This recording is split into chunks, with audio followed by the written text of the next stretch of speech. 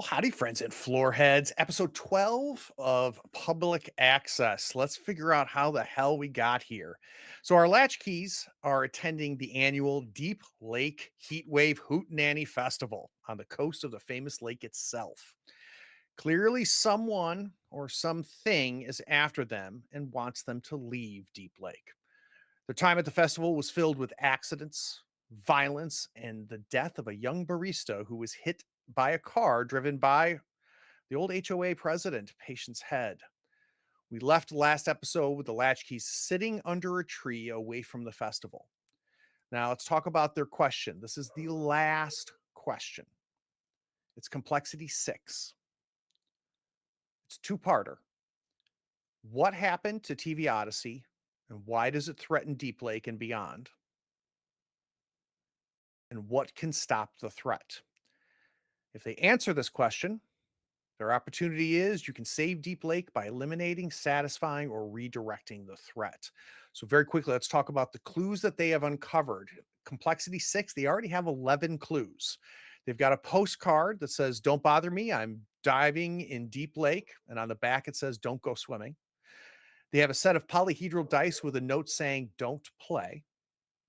They have a 1988 TV guide with entries for TV Odyssey in the TV guide, but the dates and with dates and times, but no episode titles. Gerard got a phone call from his contact that has been mysteriously helping him throughout all of this investigations. He claimed it was the last time he was going to call, and he's told him to write something down. And what he wrote down was, "Nails are cheap when all the hammers are broken." They found a DVD player with an overwhelming smell of chlorine and pine sol. One latchkey has lost 15 pounds almost instantaneously. They found a shooting script called Latchkey Summer, which retold a lot of the adventures so far. They found one booth at the festival that they realized was actually a two-dimensional TV set as opposed to an actual booth itself. One of the latchkeys coughed up blood and mucus. Someone from a previous mystery is a different person. Casey got quote unquote recast. And last but not least, they found a handwritten diary that appears to be written by the cartoon character Calamity Raccoon. So we're going to go back under the tree and meet our latchkeys where they are with all of these clues and all of the strangeness going on. But first, we're going to do the intro video. We'll be right back. Attention, brave viewers. This video features adults immersed in a spine-chilling horror RPG experience. The content likely includes supernatural elements, horror-related events, and potentially scenes of violence. Viewer discretion is advised. Enjoy. We were latchkey kids with wild hearts and minds, deep lake secrets we left behind. Public access dreams on a twisted screen. TV Odyssey, what did it mean? Now we're back, the town's forgotten too, searching for the echoes of our afternoons. Unsettling tapes with the eerie glow, hidden in the shadows of what we used to know. Returning to Deep Lake, where the past and present shake, searching for the truth we see in the memories faint and fleet. Returning to Deep Lake with the clues that time won't break. TV Odyssey's haunting call will unravel, reveal it all. Every face we meet weighs a different past in Deep Lake's mystery. The die is cast, flickering horrors on magnetic reels. What was real? What did they conceal?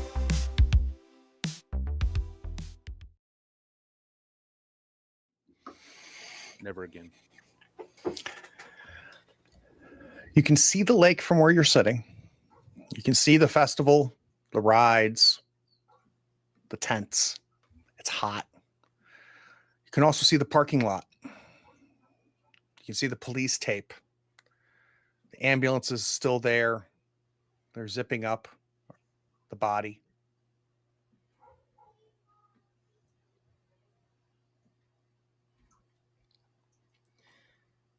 $30 years ago or whatever, 20 years ago, TV Odyssey went away, it vanished.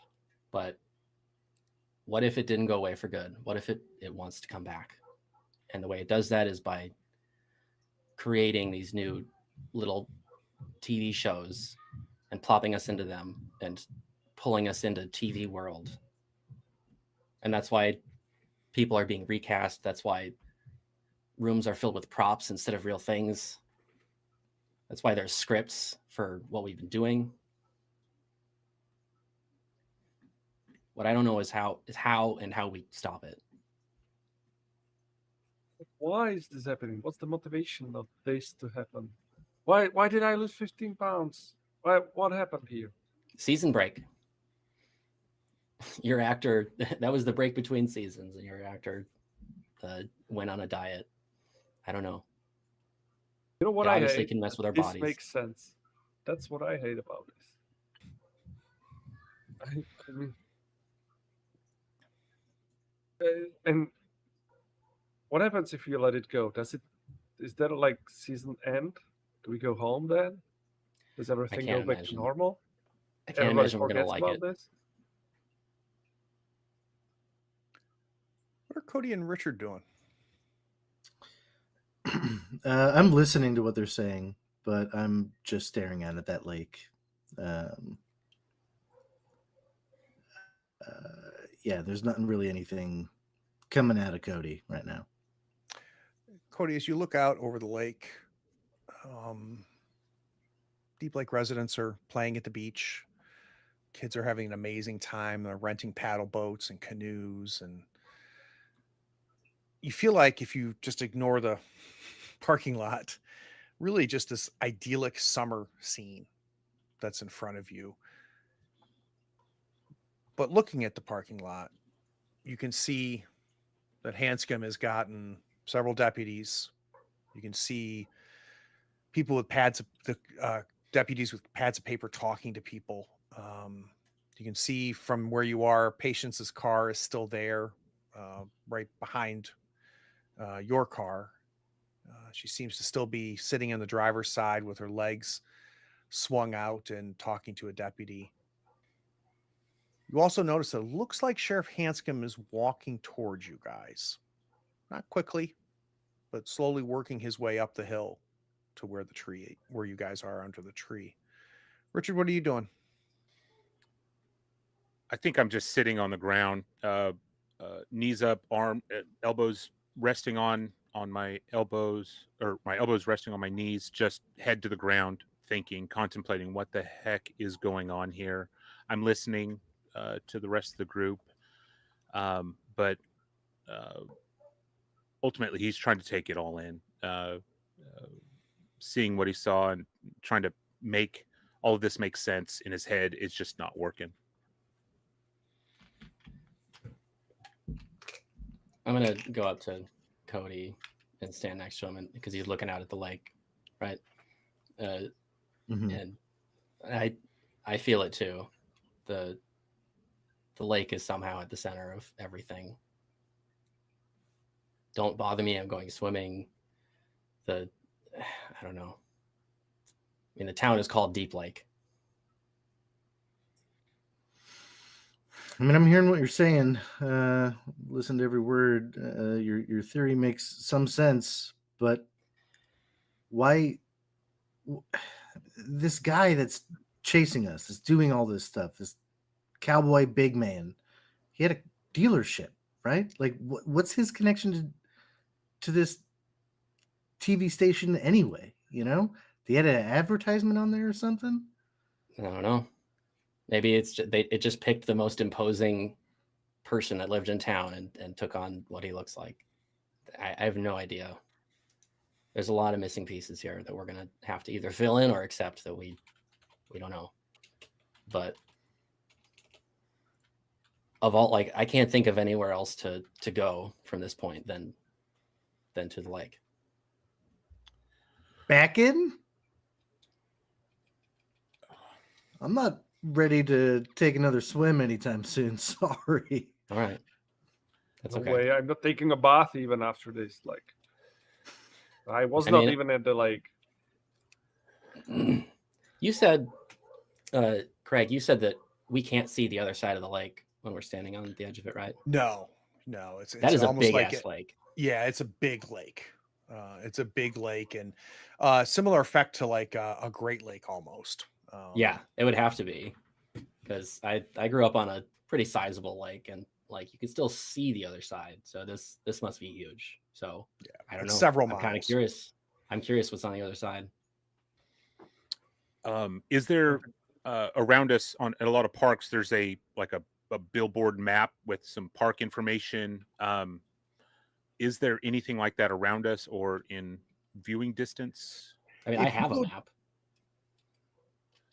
Yeah, and also if you want, like, I know exactly what you're talking about, Richard. If you go back down, you saw something similar to that as you were leaving the parking lot and kind of getting to the beach. So there was kind of a big directory, no lifeguard on duty sign, the whole thing, and a map of where like the restrooms are, where the boat rentals are, and things like that.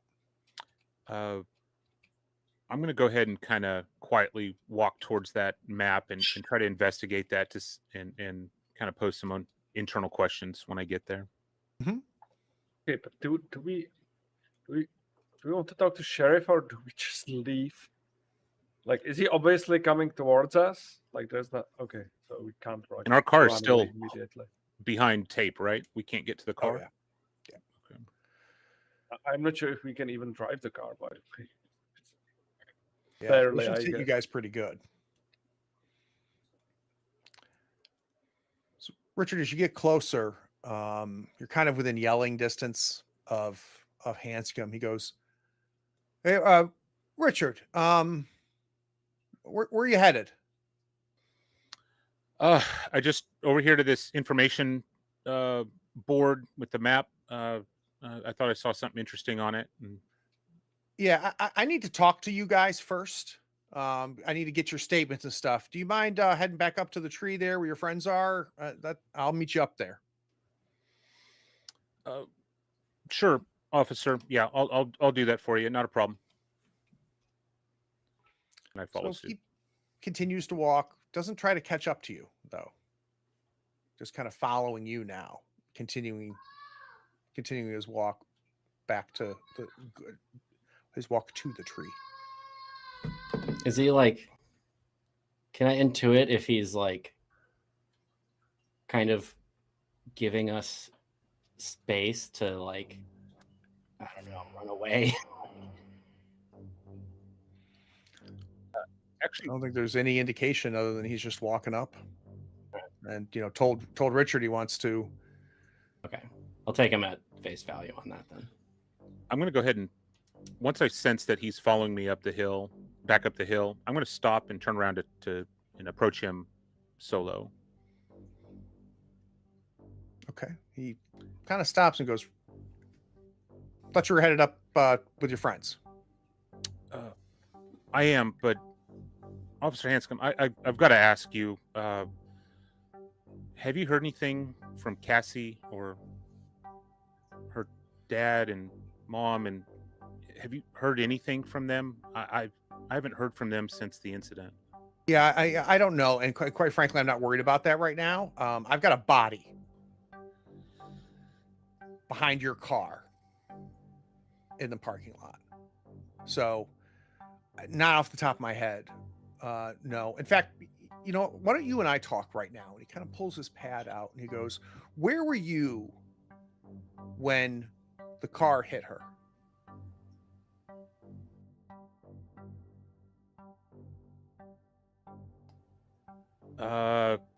I was down here at the carnival, sir. Okay. You're in a paddle boat, aren't you?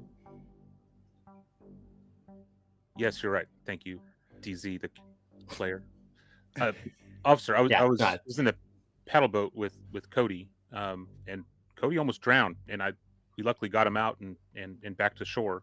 You see him; he's all soaking wet up there. Okay. Can you give me an idea, kind of Like, what's your relationship to her? Did you know her? No, no, sir. Had you ever had any interaction with her? I personally know, but I want to say the rest of the group might have met. I think we met her at some point, but I didn't talk to her. Had you gone into the coffee shop where she worked? Yes, And okay, now hold on a second. You say your friends knew her. Which of your friends knows her? I didn't say no. I think they interacted with her. That's fine. Which ones did? Was Mike one of them? I don't remember, sir. I know it wasn't me, so that's all I could say. This is an official investigation. Do you understand that? Uh, More than you probably understand as well, sir. Yeah, I totally get it. Okay, so I need you to think. How well did Mike know her? No idea, sir. Good boy. His voice is escalating a little bit. He's kind of talking to you in a way, even when he first met you guys back in Escondido Street, and he was trying to be all official before he kind of made friends with you a little bit. His voice is being very authoritative, and he's using cop talk, right, to kind of change your response to twist it into something else, and he's trying to pull this out. You're got a good very at that, Craig. a stern face, right? And you notice he's crying. You see a tear run down his cheek. How well do you know Mike? I'd say fairly well. Is he typically violent? No, So you've never seen him hit anybody? You've never seen him interact with patients? Do you have a sense of why she felt the need to attack him? I don't, sir. And if there's one thing I can speak to is there's a lot of weird stuff happening in this town. Again, I need you to stay focused. Here, you know what? Let's go up. Let's go up to the tree. Come with me. All right. So, works his way up with Richard. Cody, if you're off on the side there, he'll go. Cody, come here. I need to talk to the four of you. Yeah, I slowly get up and join them. So, Mike, Richard here tells me that you've had a relationship with the deceased.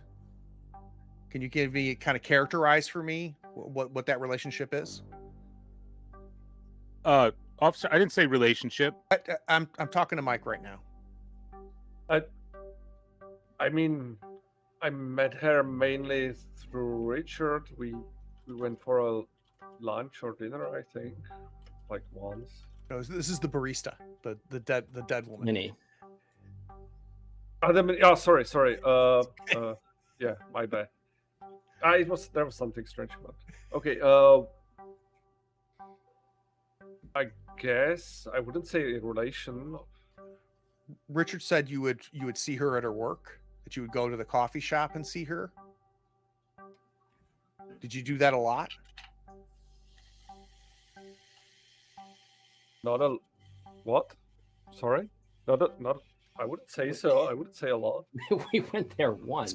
My understanding that you had been to the coffee shop and interacted with her at the coffee shop.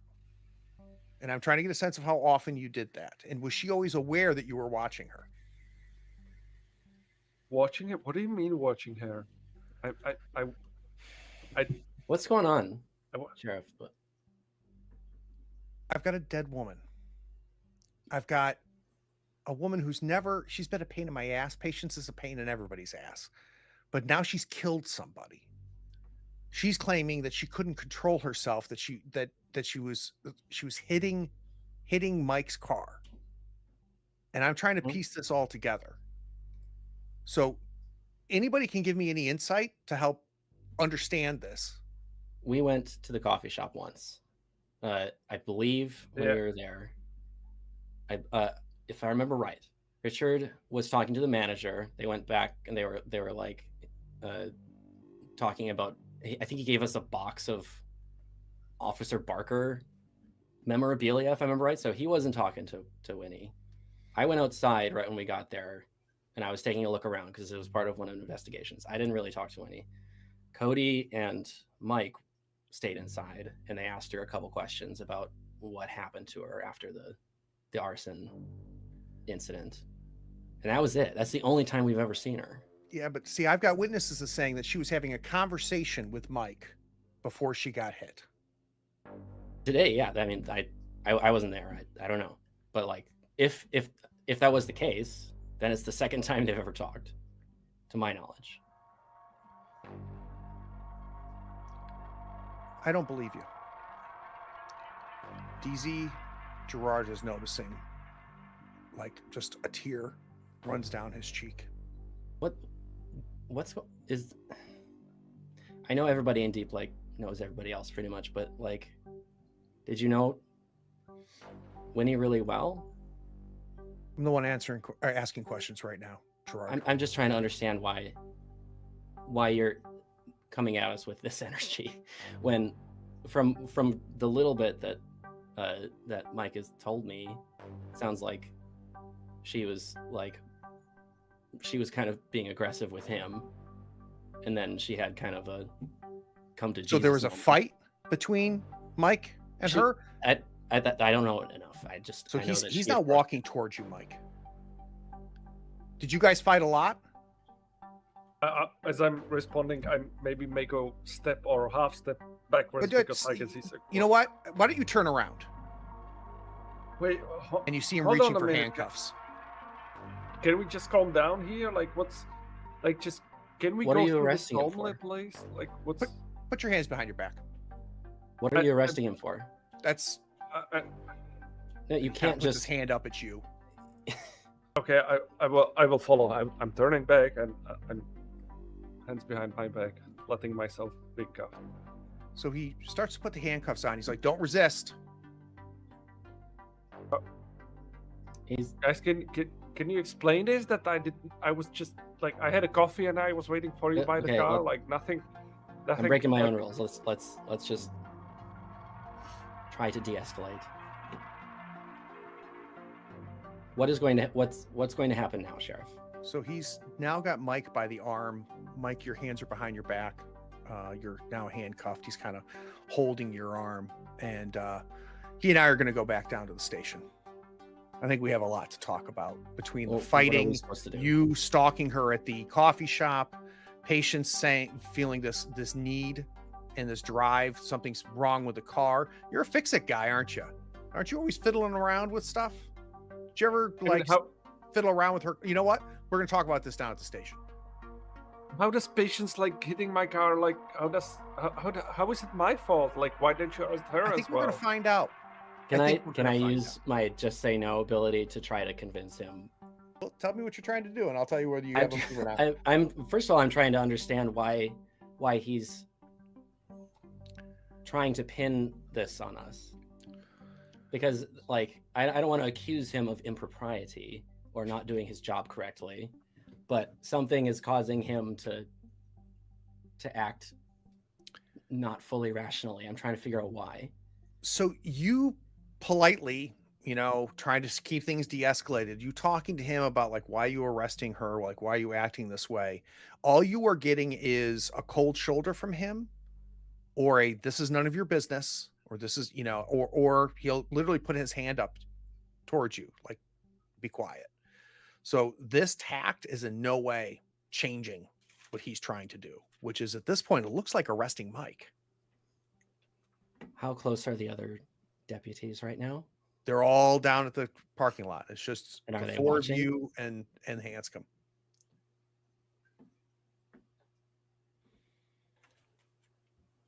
I'm looking at Mike and Cody. Like, are we going to let this happen, or is there even anything that we can do?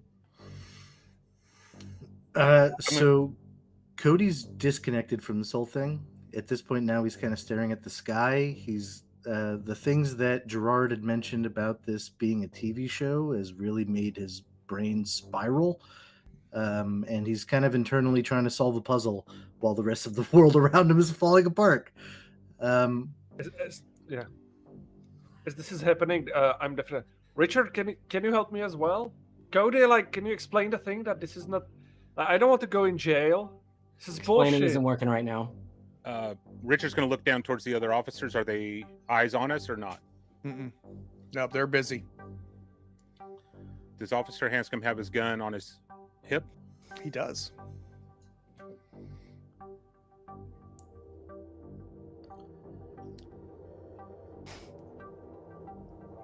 Okay, Cody's gonna say something that doesn't sound like it makes any sense in any of this. He's staring up at the sky. He's looking at everyone around him very briefly, and he says, "Rewrite the script." You hear me? If this is really public access, and we're the audience, and we're the donators, you need to listen to us. This The viewers like us. is this. This is a script that we don't want to watch. We don't want to participate in this. Rewrite the script. It doesn't matter if any of that makes any sense or actually has any traction, but that's where Cody's head is at. He's trying to solve this puzzle in this very abstract way. He remembers reading things on the website that he goes to about how ghosts have rules and how they have goals and how they try to manipulate people to do certain things. So that's where he's lining things up. Yeah, I'm gonna like follow up with that because you can see Gerard like it's like, okay, this could work. We can't. I'm gonna join it. Like, we can't solve the mystery down a man. If you want this mystery solved, if you want us to get to the climax, then we need all four of us together.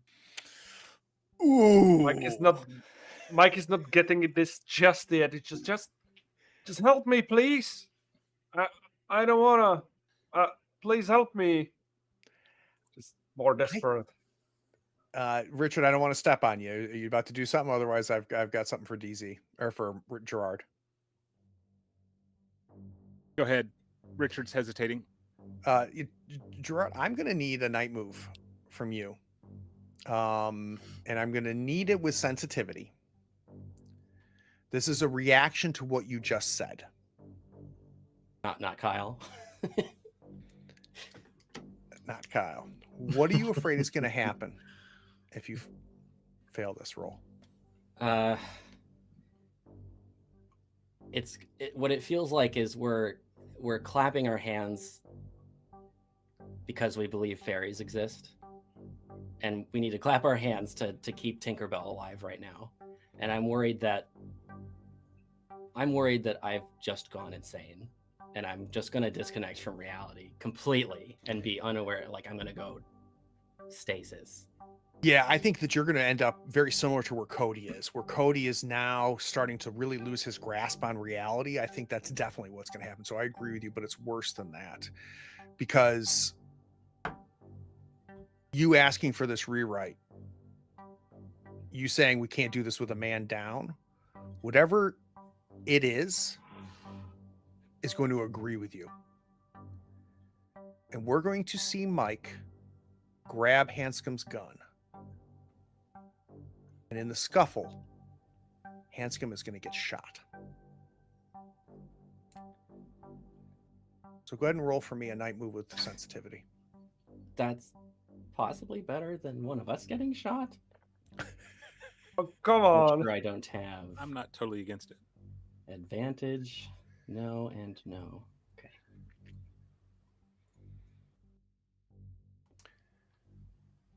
So for some reason, Mike, and you don't know why, maybe it's the talking that's happening. You kind of turn your head to see, like, what are my friends doing? Like, now they're talking to the sky. I'm about to get freaking arrested. And you see Hanscom get distracted for a moment. Richard's walking towards you. He's hearing these two guys yelling into the sky.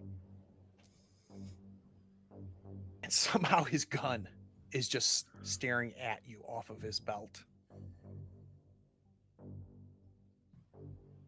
And you turn and try, behind your back, you try to reach to grab the gun. Hanscom realizes what you're doing. He grabs onto your wrists. You grab onto his gun. The gun comes out of the holster. There's a scuffle. There's a gunshot. And Hanscom drops. Everybody has heard this gunshot. You have a gun in your hand. Your three friends are looking at you right now.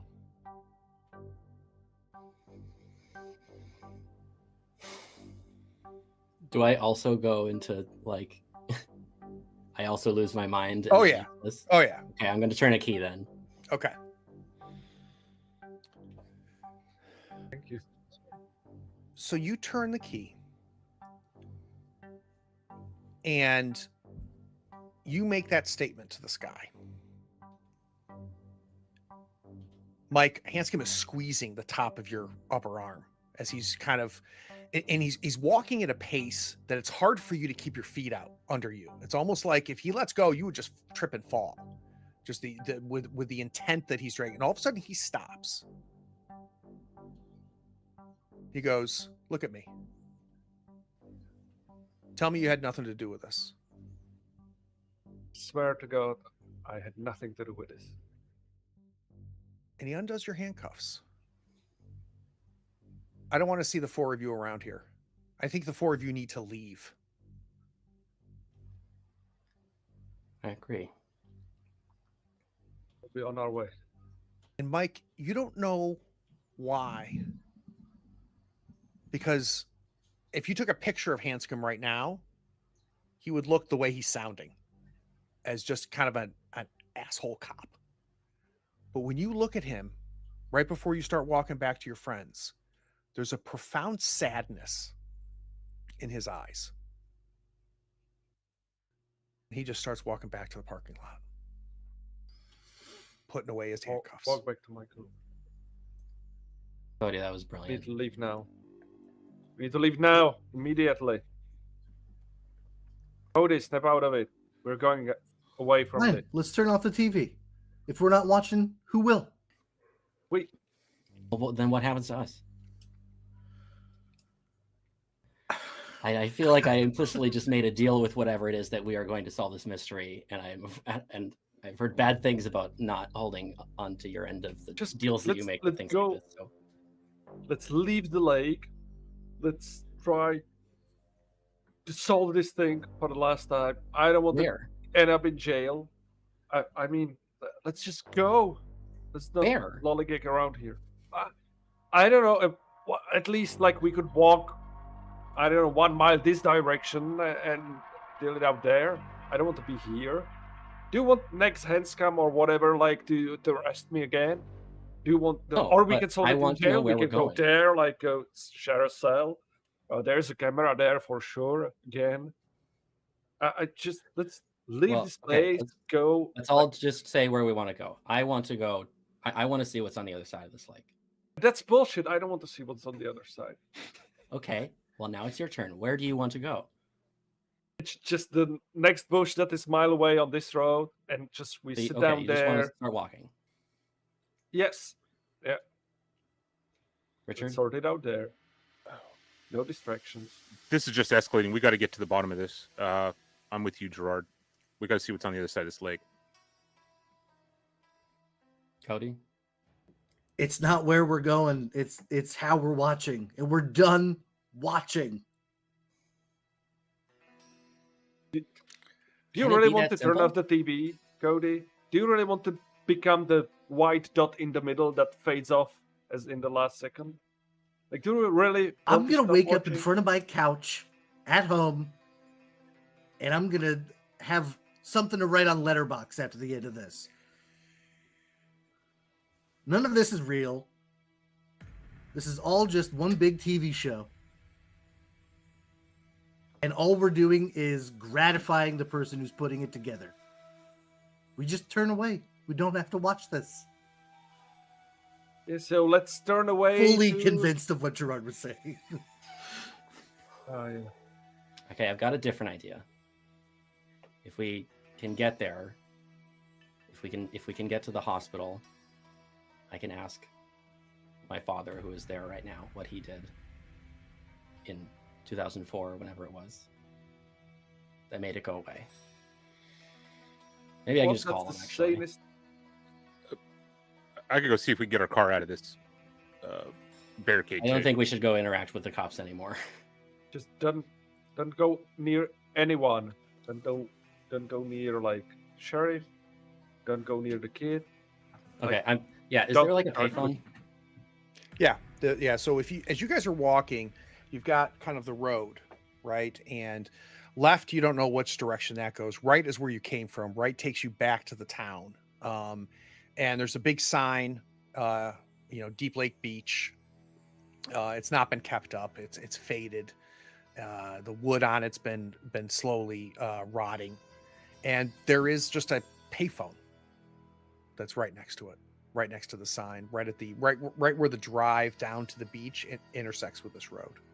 Okay, I'm gonna go look up in the yellow book that's always in one of those. Yep, the tied to it hospital. on the shelf under it. I Yep. will be like 20 centimeters next to Gerard. I want to hear everything. I will not leave him any personal I'll hold space the thing to deal out. with it. so that- And while they're walking, I'm filling Richard's ear with nonsense. That's not like- nonsense. Like the car is surrounded by police tape, right? Like Yeah. it's part of the scene. Look, we just rewrite the script. They're not going to be able to rewrite it fast enough. Let's just get in that car. How are they going to react? They're going to need to take time and rewrite to find the ending. Let's just do it. They're not going to be able to react. Let's just go. Okay, maybe it is nonsense. Richard, what's your reaction? I'm starting to believe Cody. Like things are getting weird, and I'm starting to think going against the grain is the right approach. Leaning in instead of leaning against is the It right worked. approach. It worked really well with the "don't go swimming," didn't it? I think that's the catalyst to where everything kind of went topsy turvy in Cody's perspective. So you get to the payphone. Cody and Richard are now feeding each other, building off of what each other is saying, and you're seeing Richard start to do a lot of nodding. Mike and Mike, can you Gerard, you're try at to the keep phone. them tethered to reality, please, for just for 5 minutes? He said as that to much you, of Mike. reality as anything is. Yeah, to me. Well, I don't want to. Just I'll just while I get connected to the person I'm calling. What if something happens to you during this call? Like, shouldn't there be like I mean, both of us? yeah, I guess anything could happen to any of us at this point. All right, I get like connected at this point, so I can't. And I get like I'm asking real them punched. to connect me to Vincent Butler. So you're calling the hospital? Yeah. Okay. So you call the hospital. Deep Lake Hospital. Hi, I'm. Can I be connected to Vincent Butler? He's a patient, floor 2. Sure. Give me just 1 second. You hear kind of a click. And you hear a ring. The phone ringing on your side. Yeah. Hello? Dad, it's Gerard. Okay. I don't have a lot of time to talk, but I need to know. Back in 2004, TV Odyssey. How did you beat it? TV what? TV Odyssey, Dad. How did you make it go away? And who are you? It's Gerard, Dad, please. Can I get a meddling move? And I think I want it with presence.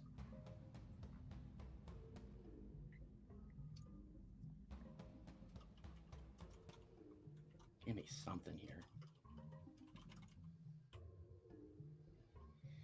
I got one more key. Wait, can I turn a key on a meddling? You can. I can. When you say if you use up all your keys, you're out of. No, I You're mean, out of I got game. one more key before I start. Okay. That would be awkward. Are you going to turn it? Yeah. Oh yeah. Gerard, we haven't talked in a long time. Are you okay? Not really, Dad. That's why I need your help.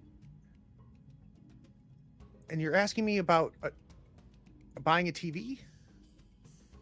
TV Odyssey, the public access station. Oh, I know you tried to forget everything, but I need you to remember just for a minute.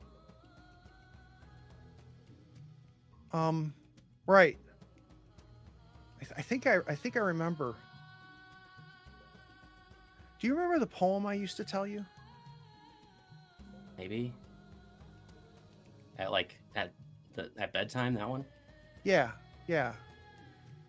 Vaguely. Truth did it is go? tall as an apple is red. Water is warm if the children are in bed. The Odyssey is open when a TV is trained. Episodes are lost if he finishes the poem. But you decide, if you're going to use this clue, what the last thing he said is. Please tell me someone else was writing that down. I'll copy and paste it for you. Thank you. Okay. I don't know if that helps, son. It does. I'm real tired. Yeah. Get some rest. I'll come see you tomorrow. Bye. I love you. Click. 12th clue.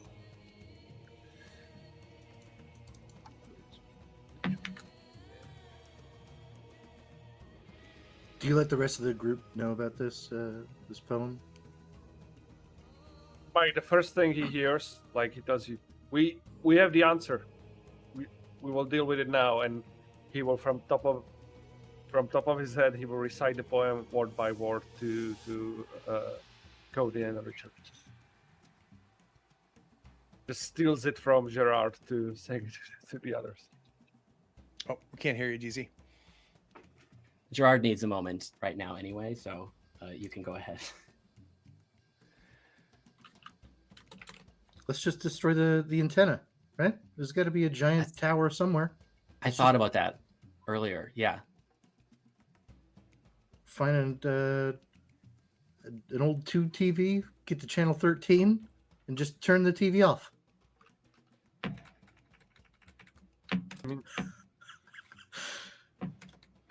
One thing you remember, Cody, that I think as soon as you say that, it kind of jogs your memory. And you realize that what was really weird about TV Odyssey was it wasn't like on a channel. But when you would go from 10 to 11, if you took and get ready for this, kids, you used to have to turn a knob on your TV to go to a station. You would have to kind of fiddle between 10 and 11. Okay. And kind of get it stuck there, and almost like you were tuning a radio. And that's how you got to TV Odyssey. So it never really had a channel. Okay. There was you guys would joke if you watched 10 and a half, right? Did you watch 10 and a half last night? 10 and a half.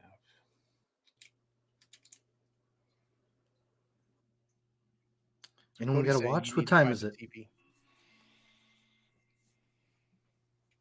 I think we need to come to the lake at night from this. Agreed. Water is warm if the children are in bed. Yes. The Odyssey is I open. hate to agree, but I do.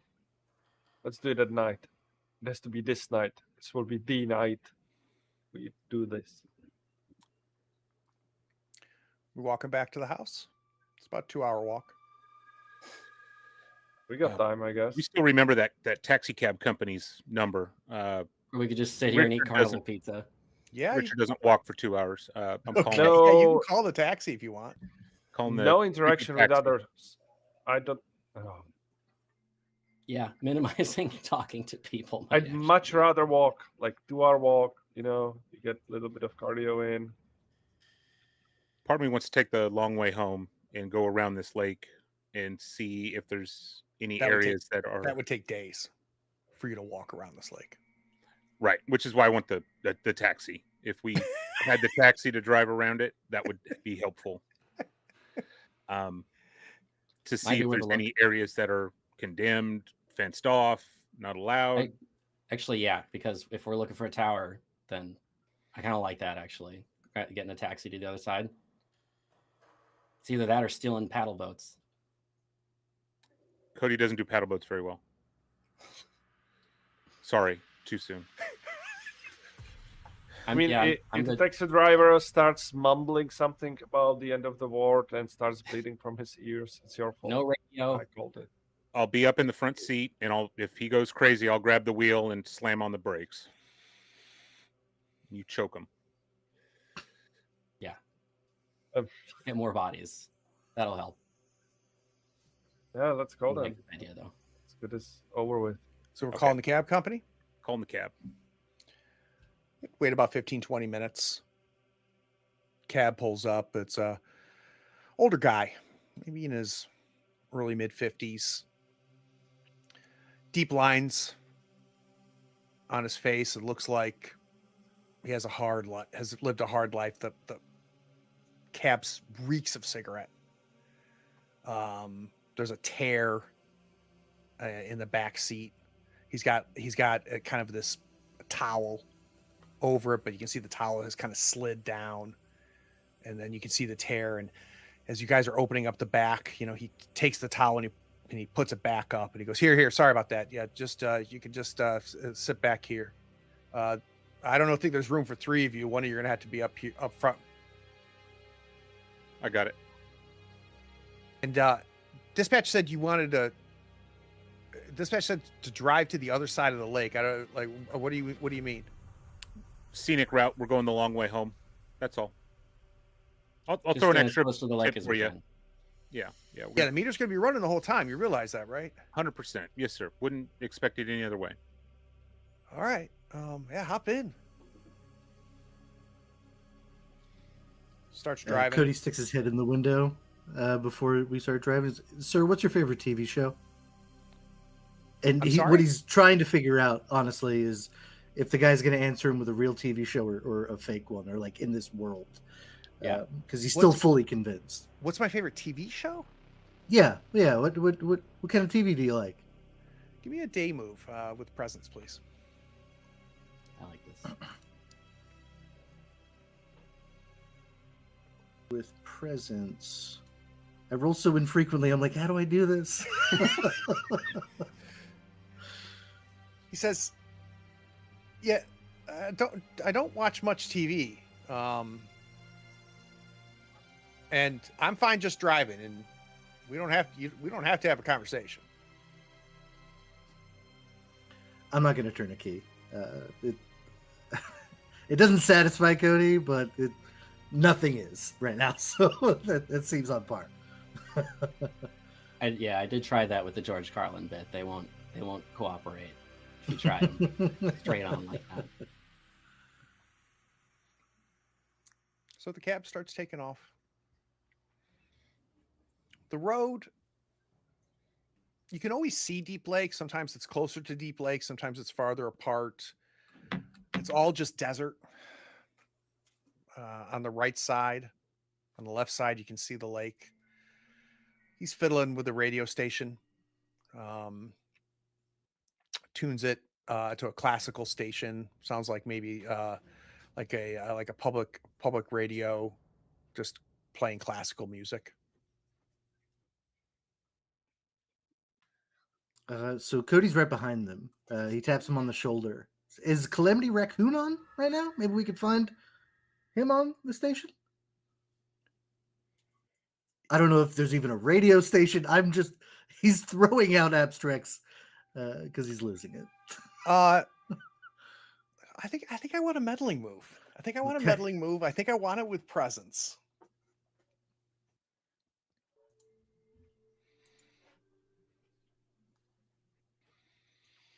Okay.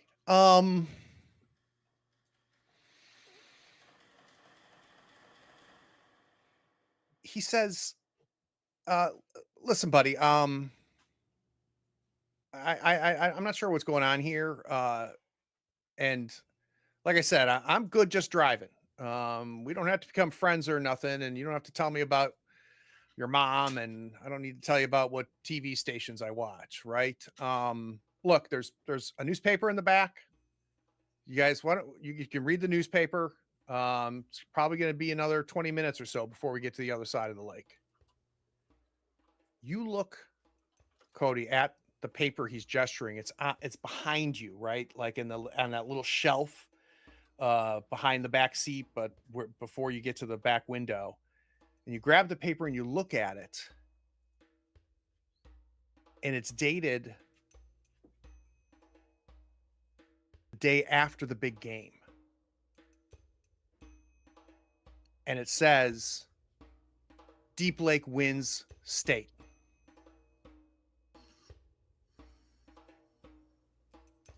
And there's a picture of the team on the front. See some of your friends who weren't so friendly. Look at row 1, who's kneeling down. See row 2. See the coach. It's a friend of your dad's, kind of an asshole. You see row 3, they must be standing on risers. And you go back to 1 again, and row 2 again, and row 3. Your 13th clue is a sport clipping of the last game Cody played in, but he's nowhere in the article. You read through this thing.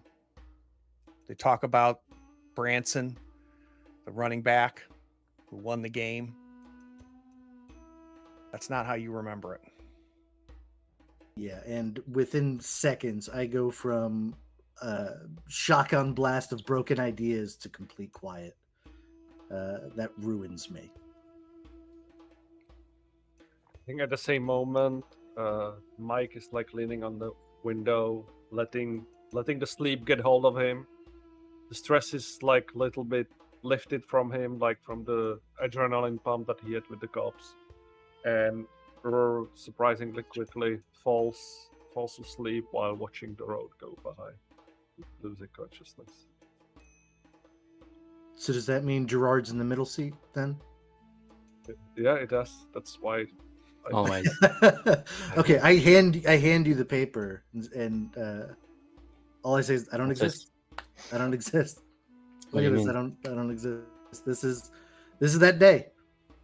And it doesn't really matter if Gerard has like all the pieces or anything. That's still what Cody Yeah, says. I think I'm piecing it together. You haven't shared everything, but you shared enough. This was the Buddy, big game. We're here. Buddy, I don't exist. We're not 3 in the real touchdowns. world right now. We are not in the real world right now. In the real world, you exist. It wants to erase us. It wants us to be in this fake world. All right? We're going to get out together. But we do have to keep it together. It's fucking with you. It's trying to tear you down. Don't let it. We are so close. Cody responds in silence, contemplative It's going to silence. be okay. This what you did in that game is more than I've accomplished in my entire life. You know, I've done a lot of stuff. I've been to a lot of places, but I haven't accomplished much. I mean, do any of you guys remember the game? Because honestly, it could have been a dream. As far as like, look at this. Look I at didn't that. watch this.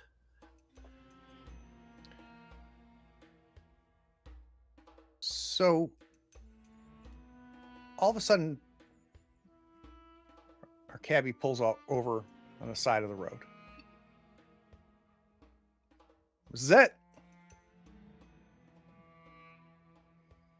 Beach is about 6 miles that way, and he kind of points towards the lake. Are there any towers or anything?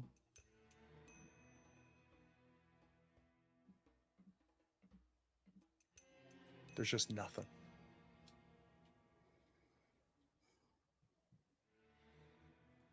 We might have to wait for nightfall. Real quick, Cody, add a condition called falling apart. Perfect. I think he's been role playing that one for a while. You here?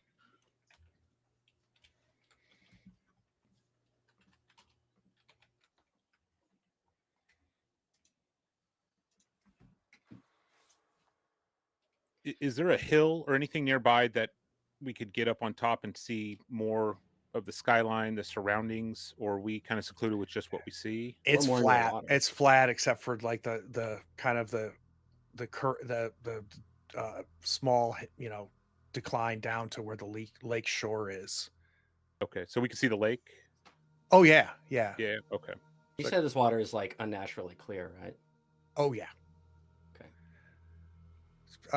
$45, guys. I'm not just gonna sit here. I'll pay him. Thank you. And then I want to go under the water and see how far you can see into it. You what now? Are we gonna? I've already been in the water. The water's not gonna hurt you. The guy with one piece No, of his butt. We've got plot armor right now. He takes off as soon as the last person gets out of the cab. I mean, I wanted to be away from people, so not. I guess that's what we achieved. And you want to go for a swim. What do you want to achieve by this? Not going swimming. I want to look under the water and see how far we can see into it. Just deep enough that I can get my head under. Let's head down to the beach. Okay. You head down. It's not really much of a beach, so you realize that it's mostly rock and stone. Obviously, they must have brought in sand or brought sand from the desert to kind of create that whole beach area, park area. Because here it's just all rock, like a sandstone rock, but just as clear as when you were out on the lake and you could see down and see men in 10-gallon hats swimming. Gerard, you're right there at the shore. Maybe like waist deep into the water, just so I can duck down and look underneath. Keeping your shoes on, rolling up your pants. What are Yeah, you doing? no, I'll take my shoes off.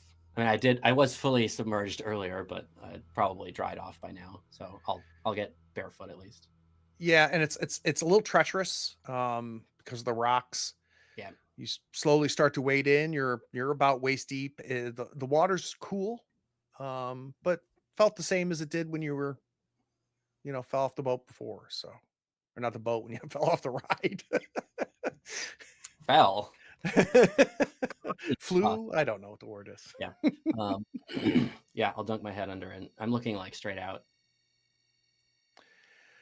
You can see about as far as you could see above, right? You can see it just gets deeper and deeper. The sandstone continues.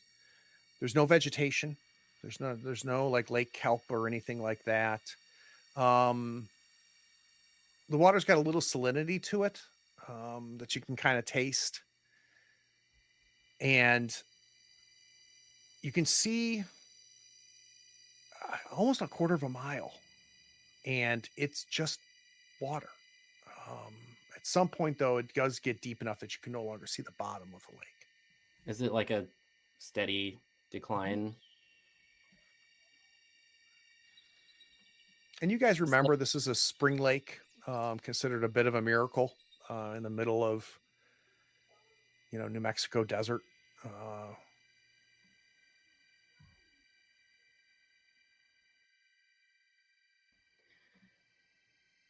Cody's sitting at the beach. He's drawing X's and O's and arrows in the sand. The last play he remembers, the game-winning play. Just for his own sake, of like, I remember this. This was solid. Is Richard or Mike nearby him? Mike is definitely nearby, hearing this. Like, I think Mike is skipping stones. Like, he's waiting for Gerard to do his own thing, and he's listening to you, Cody. He's like, "Yeah, so you remember it." And every time he emphasizes, he throws a rock, and you don't remember now, or you remember it didn't happen. Like, this guy wants to go like swimming still. I'm like, I've lost 15 pounds, and like Angler throws it with each emphasis and just mumbling basically. Richard's up on the hillside, just looking out, not nearby anybody, just in his own zone. Can't hear you, DC. I will come out of the water then because I'm done. So Cody's the closest, so I'll walk up to him and see what he's doing. Any hat men down there? Not for me. What are you doing?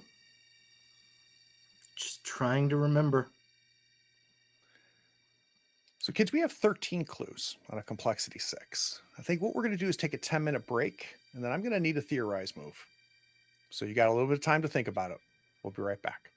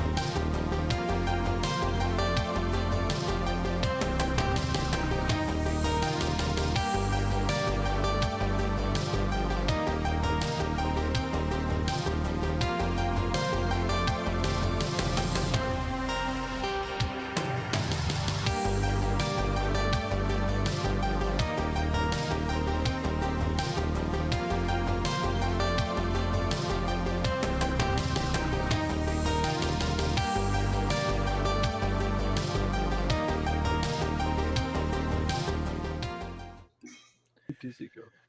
I don't know where TC went. He was Yeah. there a second ago.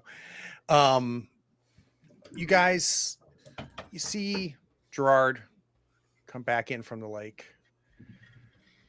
His pants are soaking wet. Shirt is drenched. It's just that sticky hot, but it's not humid, right? It's that heat in the desert that kind of just, you feel like it just sucks all hydration from you. Your lips feel chapped. Cody's drawing on the ground. Mike's skipping stones.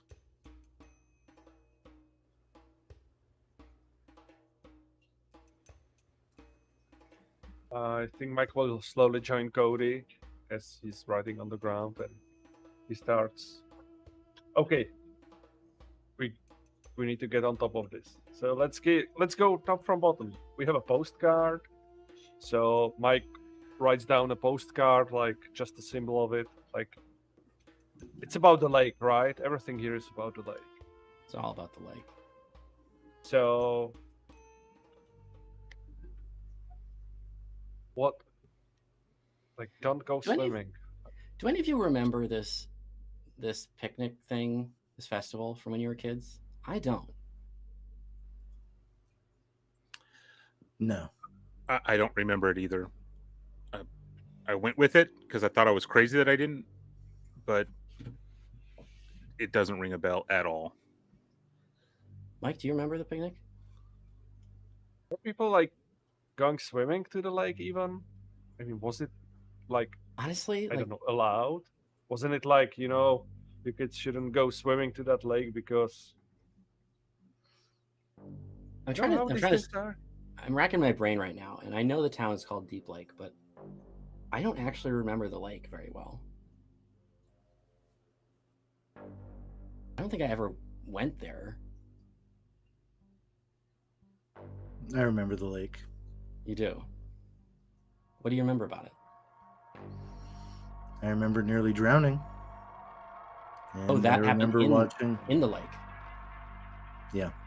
Oh, I thought you were coming back from an away game. I didn't realize that was in Deep Lake. I can't explain it, but yeah, I crawled out of that lake. I mean, yeah, it's still possible wherever you're coming back from. I just didn't realize.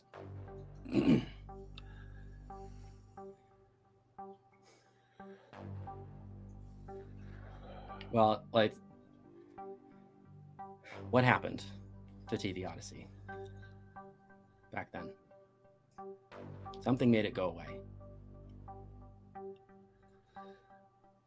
The thing that doesn't make any sense to me is the big man chasing us. His connection to this public access channel where we just watched a bunch of goofy, weird stuff in the middle of the night. Where does he come in to that? And Something must have I happened don't- between him and the channel. I'm convinced of it. Because otherwise, what does this guy have over us? And why does he have this deep connection to essentially a channel where we watched a lot of puppet shows, right? Like this guy owned a car dealership. What's going on there? So we have the script. We have the script that's like TV Odyssey script style, right? Like, It's a shooting about- script to shoot a show. Yeah. right? Did the big man like buy the station out? Did he buy the station? What? Maybe he wants to clear the evidence. He wants to get rid of the physical evidence. That's why there's the smell of chlorine and chemicals. The chlorine and what you call it. What might be even creepier is if we dug into the child's diary about the Calamity Raccoon. It might be an origin story of the big man but as Calamity Raccoon. So one detail to remember about that diary. So the diary was, was kind of written from the perspective of Calamity Raccoon, who's a cartoon character. Talks about several things. One of the key things that you read in there, and there you could read more than this, right? You guys know how clues work. But one thing that is definitely in there is that basically he and the band are tired. They're tired of playing. They're tired of the farm. There's a sentence that really stands out that says, "The damn director won't let us quit." And then another thing that stood out to you was the segment about Pig Daddy, who was one of the band members. It says, "Pig Daddy is convinced his children are not safe." And of course, if you remember the Odyssey tape, the wolf kills the children. What if you're right? What if it's the story from the point of view of the big man, but he couldn't write about himself directly? So it's a story of the Calamity Raccoon, but it is the big man who is worried, who wants to end this but cannot. Oh, That's I why was the thinking that- chemicals he wants to get rid of everything, just destroy it so it doesn't continue. But why But would then he come after us? realized that, yeah, well, is he going I was after thinking us, that or are we if going after he- him and he's protecting himself because we are forcing him to remember? We are forcing people to remember what he tried to erase. I was thinking he was the director in that diary, and he's trying to do something or accomplish something, and TV Odyssey was the way to do it. And then something got in his way or put him back, and now he finally has the energy to try to do it again. And what Mike is saying is that the big man is actually the hero of this story. It sounds like. Yeah, I know. It's been unclear. Like, yeah, that's super interesting. Both of those are very interesting. we got to start answering some of these things.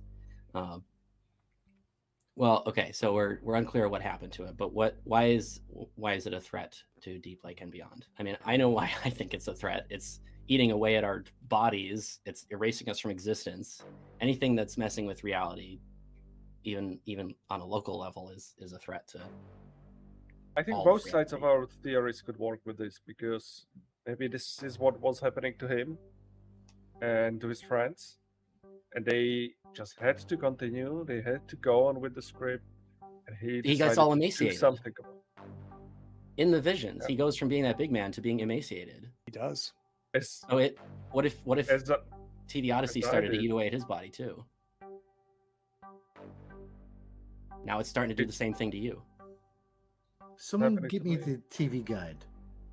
Yeah. I asked for that from whoever. I think that all of our clues. yeah, I hand it over, um, definitely. Okay. I couldn't It's an remember if abstract. I'm Marco's- sure Okay. it's fine. Cody, We don't you have suddenly you say that, Cody, and then you remember, oh, like, oh shit, they're all in the car. Mm. But you reach to your back pocket and you pull the TV guide out. That doesn't even like bother him or affect him in the slightest at this point. Yeah, might as well. Because he's fully continuity. in. It's like, okay, we're rewriting the script. Let's keep it moving. So he grabs it. He flips over to that page where it has dates and times, no titles, and he manifests a pen. And he looks at everyone. He's, okay, so if this is the route we're going, guys, what was his show? Let's write it right now. This is the last episode. This is the finale of that show. I want to put it in title here with today's date. His show, like the end of the Big Man story. Yeah. If he's at the bottom of this, let's just end his show. We'll do it I'm right gonna now. need a theorized move before we do this, though. Sure. Oh yeah.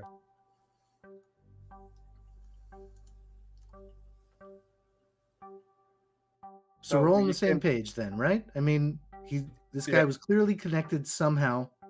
He's rewriting what's going on. He's creating TV shows out of our own lives and he's casting everyone and everything out of it so that it works with his own vision for whatever reason. We can figure out why he's doing this as soon as we figure out that he actually is doing it.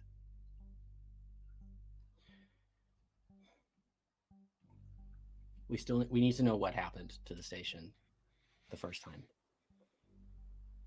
because that's part of answering this question. Okay, so we have two strands of direction. So we have the Mike story that he is the hero and he wanted to stop the thing, and your story, Gerard, is what was the main theme of your? That he was the director. He was orchestrating the station, the shows, the channels. He was doing something occult with weird occult steps where you have to have this weird thing and that, like, completely unrelated seeming things, ultimately trying to gain control of reality or something. Unless we have any other direction, I would start putting the clues to one of these approaches. Quick reminder on the hungers too, right? We remember that whole episode that happened with the hungers. Mike, I'm not I think convinced he's helping that us he's because a he good needs guy. us. Regardless of whether he's a good or bad guy, he needs us. That's why he helped us.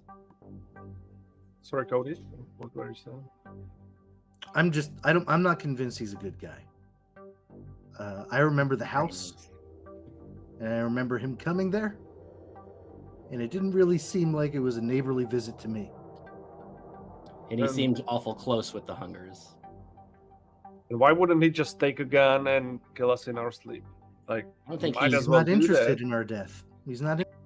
What's the occult thing? So how we can tie it to our clues? So we have me losing my way, so that represents also his body being eaten away. So that somehow manifests on us as well. Maybe coughing up the bloody mucus could be from the similar category. We remember the great hungers. They were bleeding from their eyes. Whatever he's doing, it's taking its toll on our bodies. Like, it's destroying us physically and erasing us from existence. Why does it threaten Deep Lake and beyond? So what can we tie to this one? Like, something is consuming the Deep Lake and it's getting bigger, or something is consuming the Deep Lake and the beyond, the TV beyond. I think if he completes his ritual, or whatever it is this process that he's doing, he's gonna have some kind of unmeasurable power over reality, and I doubt it's gonna be restricted just to Deep Lake. When I hear you describing this, I think he wants to merge the two worlds to make a kind of a gateway between the beyond and our reality. And Deep Lake is the epicenter of this happening. Yeah. And now all the TV great rewriting hungers bullshit on the real world. Yeah. So he starts with the small things, like it trickles through onto us, because somehow we have the connection. If this goes off, then everybody is affected, and it will. I love the merging of the TV and the real world idea too, because we're at the exact center point right now. We're both in the real world and we're in TV at the same time. And you guys had those moments where you were seeing stuff on either side. You were seeing stuff from reality in the Odyssey tapes, stuff from the Odyssey tapes in reality. So we need to cut these two worlds off from each other. So how can we stop it? I like the idea. This is the last episode. This is the last play, and we are the directors right here, right now. We gotta destroy either the station or how it's broadcasting. That's the only thing I can think of. We don't need to destroy it physically. A lot of things can happen here, right? So we can either, I'm checking the clues. So we finish up the show, and we do it our way. Maybe the station gets destroyed in the last episode, in the last tape that we can write down. All right, so I'm going to paraphrase a lot of the conversations I'm hearing, and I want to know if this is what we're thinking. We think the big man is tied to TV Odyssey. TV Odyssey is some sort of window into some alternate reality or world. He, for some reason, is trying to connect them. And if there's a veil, he wants to lift this veil that separates these two worlds. I think this theory definitely speaks to the threat to Deep Lake and beyond. So I think with that answers this. What can stop the threat? And that is breaking this connection, right? So whatever he's doing to cause this veil to thin, if we can break these worlds back apart again, that can stop the threat. So I feel like we've got two of the three things answered.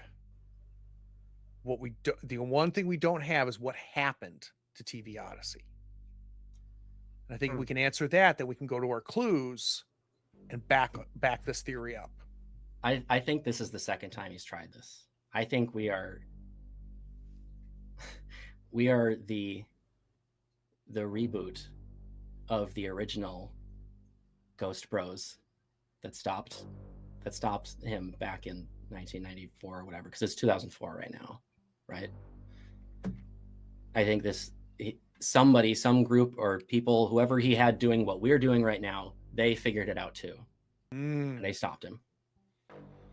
I think my father was one of those people. So I'm obviously in contact with somebody who's trying to help us. I still don't know who it is, but they've been sending me stuff to try to help us along. So there's at least two. yeah, and I think we can get a lot out of the poem that came from your father as well, on potentially what he did to help rectify the situation 40 years ago. Whatever. That's why I want the last line to be like a concrete thing that we can do, and not like if just regain control of the situation somehow. I want it to be an actual actionable thing. Mm-hmm. Okay, So actually, they didn't solve it last time. They delayed it. They gave us time for someone else to try again. If the best Try to thing stop we can do is delay it, I'm okay with that. Hopefully we can stop it for good, but it's better than letting this happen. all right, so now I think we have all three answered, right? So the answer is what happened to TV Odyssey is someone stopped him before. That the reason that the station was on 10.5, the reason the people forgot about it is because this other group before you stopped him. That's why people don't remember this, right? Or don't really have strong memories of it. It seems like the only thing we have is our artifacts of these Odyssey tapes that are just kind of lying around. I feel like you have answered all three. What I need to know is how we're going to now use those clues to back up this theory. I have to. So, I'm not fully satisfied with this answer. Okay. Which part? Okay. Most of it, because we're lacking motivation from the big man. We don't know why he did any of these things. I'm looking at our clues, and I don't really see anything that suggests that there was an old party that tried to stop him last time. So without understanding why he was doing these things then and why he's doing it now, I'm having trouble connecting the threads. I mean, I think he's doing it to gain power over reality. I think Yeah, it's simpler. Maybe I think for him, the Beyond, or whatever we call it, is actually a better word than this one. It's a nicer word, and for whatever reason, from our perspective, it's not even close to that. But for him, it's a stage, What it's a movie, it's a script. Nothing wrong that is happening. It's all the stage. So for him, it might be he might be thinking, I need to make this word as the other word because that one is much nicer than the one we're currently in. That if aspect I he's- can get behind. What makes sense to me though is that we went to his dealership and they treated him like a normal man. What makes sense to me is that he didn't work directly with TV Odyssey, but he had a relationship with them, and something went south. And what he's doing now is rewriting it because he likes this beautiful false world of what we've seen behind the screen and is trying to get back to that space because that's what he's wanted all along. So, Cody, look at your clues. Is there any clue that can give us an insight of what he liked about TV Odyssey? What is he trying to bring back, or why is he trying to bring it back? Anything, does any of these clues, we can add details to these clues, do any of them give us any insight into why? I have one more idea. It's similar to what Václav was saying, but what if whatever this entity is, it's not actually the real big man, like the person that existed. This entity is from the other one. And it's not that the big man from this reality wanted to merge them because he thought that reality was better. Something from that side thought this reality was better, and it wanted to come here. Or it's both. Like there was an entity from that side and the big man, and they got in contact and merged or orchestrated this together because they both wanted. I can see that. And to add to that and to answer Craig's question, the wild clue, nails are cheap when all the hammers are broken. I think what we see here is a man who is known to be in control falling out of control. And all he wants to do now is have that control back. Whatever reality needs to be made in order to get that mission accomplished. And is that the tie between these two, right? So we've got this real life big man. We've got this other reflection of him. They both share the same thing, which is control. We want control. And maybe that connects them. And I think what happened to TV Odyssey is that he fell out of control and something happened, some explosive event where he reacted poorly to whatever business deal was happening. Whenever something slips out of his grasp, bad things happen. And so we're just getting further and further slipping. Yeah, so he had this plan. He was trying to make this happen, and he thought he had everything accounted for. He had all his pieces in place, but there was some variable that screwed it up. And it broke the process the first time, and it banished him to recover Broke their connection for all this time. Yeah. I think that's where I go to. There's a group of people, because the only thing that you can't fully account for, if you have all the resources in the world, the only thing you can't account for is people. He thought he had people. He thought he had a group like us that were going to do what he expected them to do. They were going to behave. They were going to follow the script, and they screwed it up for him. Look to your clues. Is there anything in these clues that can explain how the process was stopped? One of the big man or his reflection screwed up something. There was a process they were going through and they were succeeding, and the existence of TV Odyssey was proof of that on this 10.5 channel.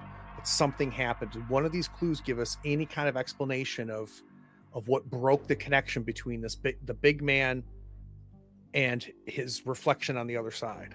I think the poem is going to do that. The poem, or even the postcard, it contradicts itself because it's advertising I'm diving in deep lake and then don't go swimming.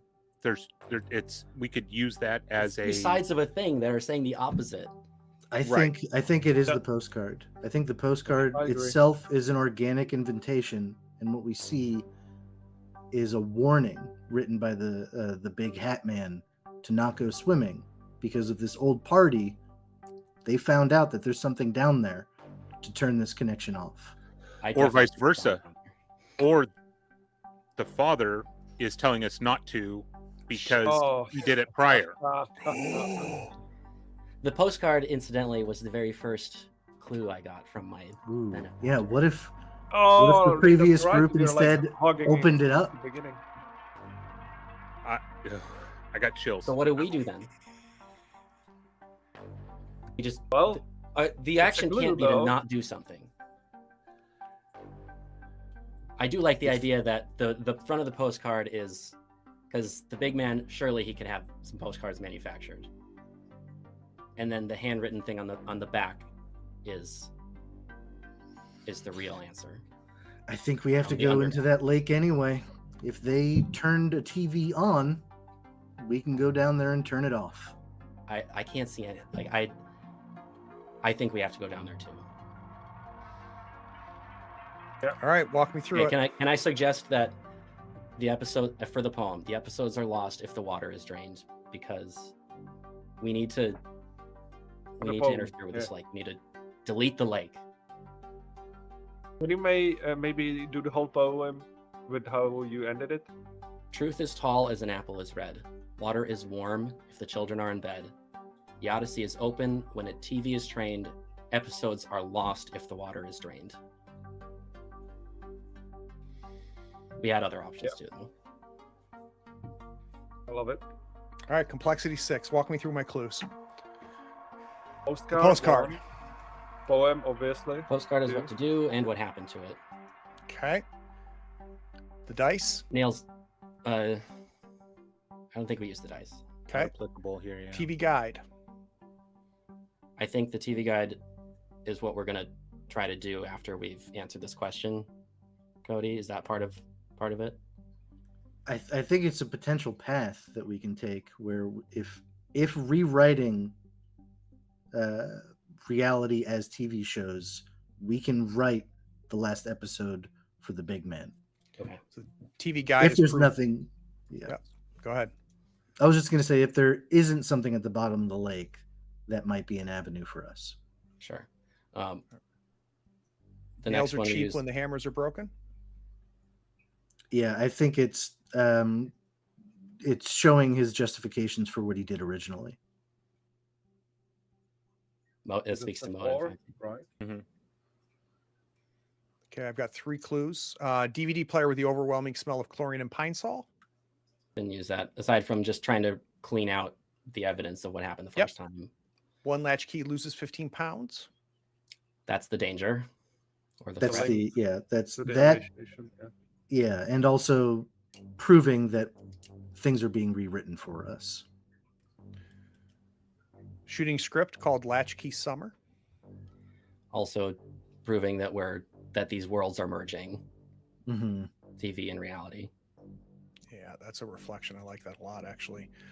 Rumor Place turns out to be a 2-dimensional TV show set. The world's merging together again. This is the set. Okay. One of the latchkeys coughs up bloody mucus. Danger. Proof of the threat. Yeah. Yeah. As Ties to what soon we as saw you happen. acknowledge what's happening, Right. it's And he not was close exactly- to it, right? He saw the TV 2D set, so he's close to this merge, right? This reflective thing. I'm good. I think it's easy with Casey being recast, right? Mhm. Again, same thing where we've got like this mirror that's getting closer and closer to each other. The Diary of Calamity Raccoon.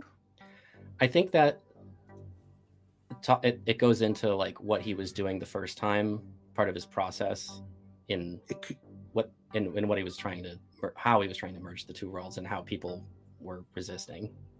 I was just going to suggest something similar where it's just an artifact from that world that's found its way here. Oh yeah, sure. Yeah, simple. And even the fake stuff from the fake world doesn't really like the realities being merged. All right, so the last 2 clues Oh, are the yeah. poem with an eerie last line and sports clipping of the last game Cody played in. He's nowhere in the article. rewriting the reality. Yeah. So the code Yeah, is complete. and deleting us, which I think is a threat. And the poem That is a lot of clues. So I've got 1, 2, 3, 4, 5, 6, 7, 8, 9, 10, 11. It is impossible for this not to work. Who's I going mean, the to story's roll? bulletproof. Who is going to roll? Is it +5 and we need at least 7? 5, 6. Yeah, plus 11. Yeah. Somebody roll it. Theorize. I'm move. rolling like ass today. Cody mean, I really could- gets, or Kyle really gets to roll. Yeah, I don't I mind like rolling it. it. Yeah, I mean, I I've been. like Cody. Cody kind of put the cap on this, right? I think Yeah. all three of you kind of got the car rolling, and he's the one that turned the key. Yeah. Okay, Yeah. started it. All right, how the heck do we make one of these fancy fandangled rolls? Go to the moves. Answer a You question. should have a theorize move or answer a question. I'm sorry. Answer a question. Bring the Okay, loop. Yeah, that's my All fault. right. And then click on right, answer a so- question. You Yeah. do have to put your bonus in manually. Is that where prompt is? Where I put Yep. the Plus 11. So plus 11. Okay. No, wouldn't it be +5? Because it's complexity 6 with 11. Oh, included. that's correct. Yeah, plus 5. I'm sorry. Thank you. Okay. I also have choose all conditional modifiers. The fathomless well. Those shouldn't be there. That shouldn't. Okay. That's something Yeah, weird. about. ignore it. Yeah, it's a Yeah. relic. Ooh. There it is. So you guys are talking, and everything's starting to make sense now. The reflection, the things that we see in this TV Odyssey that are coming here, and things there that are here that are coming there, and this mirror of the big man, a man who died years ago, that owned this car dealership that was running the entire town, somehow gets connected to this other power mirror of him in this other world, and they're it's getting closer and closer, and somebody stopped it, somebody followed it up. You've opened up the opportunity to stop, redirect, or delay the threat. That's pretty good. Thing about those TV guys. is No, they don't he's tell right you- behind you. Oh, That's pretty good. Not bad at all. He's got the hat on. He's got another hat in his hand. Walks over to you, Mike. Pops it on you and goes, yeah, it fits real good too. You're looking about right. Yeah. Even though I lost some weight lately. Know anything about that? Well, I know the other you. When you guys get back connected again, everything will be fine. See, I've known all y'all. Been talking to you for a while. Couldn't get going though until you guys get here. So let's finish this up, boys. Let's close this off. Let's get these worlds back together again where it needs to be.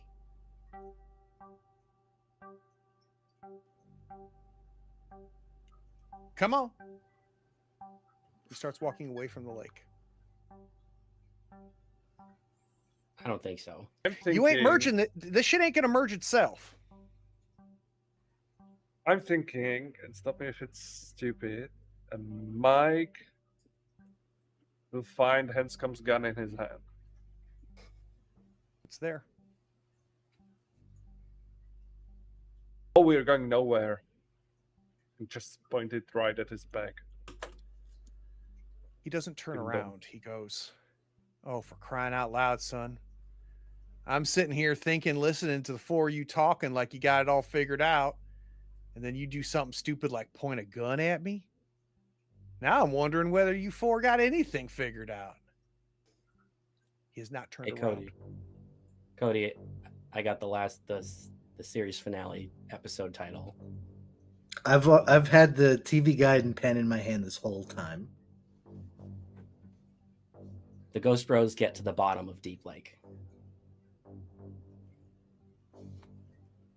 I say nothing, but the pen starts moving.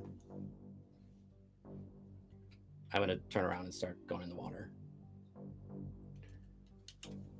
as you start walking towards the lake, that barrier where the water hits the land, the shoreline, you still haven't put your shoes back on. You keep waiting for you to hit the water. But every step you go, the lake is receding. Come on. Richard sees this and starts running towards that water line. But boys, that ain't the way this is going to happen.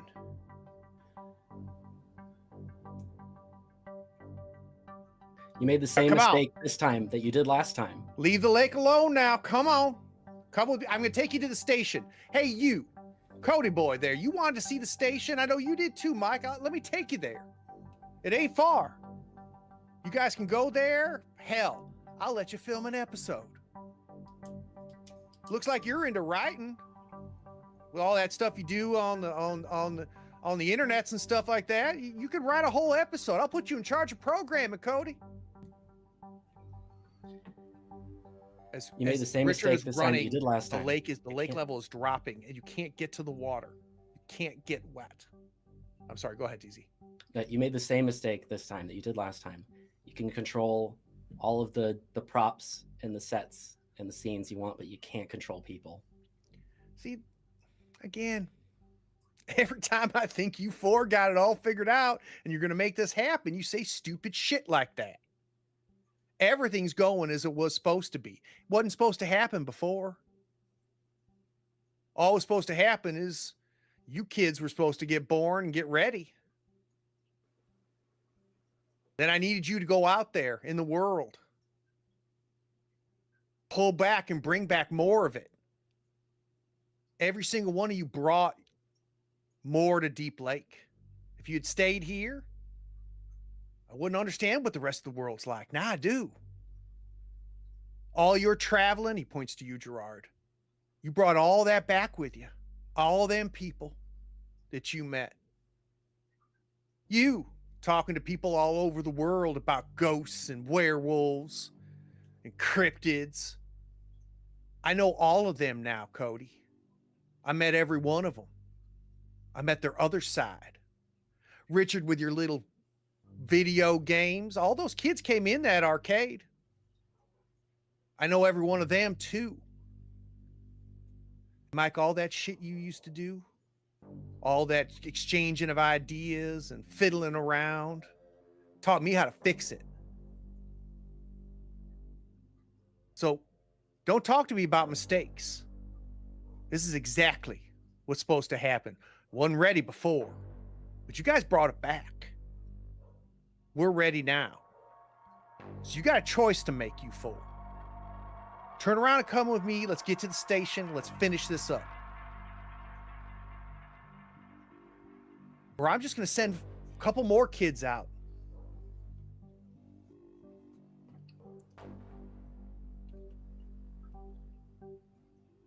I've got something. Okay. I'm You go waiting ahead. for Cody, to be honest. I'm waiting for Cody too. Because I have the gun pointing. I see Richard running to the water with Gerard. I just want to paint the scene a little bit. It's not an idea. Yeah. As he targets each one of us, I know as he targets me, like I falter a little bit.